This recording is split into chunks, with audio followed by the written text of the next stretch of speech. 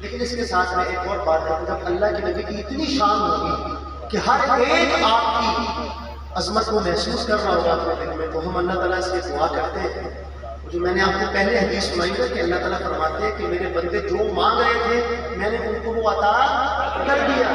تو آج یہ دعا بھی مانگ لیجیے کہ قیامت کے دن جب ہمارا اپنے نبی سے آمنا سامنا ہوگا تو اللہ تعالیٰ ہمیں فرمائے کہ میرے بندوں یہاں پڑھو وہ بات کہ محمد ہمارے، اگر ایسا ہو جائے آپ کو کوئی اعتراض نہیں، اور اگر ہو جائے مزہ آئے گا کہ نہیں؟ کھڑے ہو جائیں گے کھوٹے سالے کے نہیں، بارے میں آنے ہوئے کہ نہیں؟ بس آخری مرتبہ اس لیے سے کہنا ہے کہ قیامت کے دن ان کے سامنے بھی ہمیں یہ بات کہنے کی اللہ پاک نہ صرف یہ کہ اجازت دے بلکہ حکم فرما۔ یہاں سنو، اللہ تعالیٰ کے لیے کیا مشکل ہے بھائی؟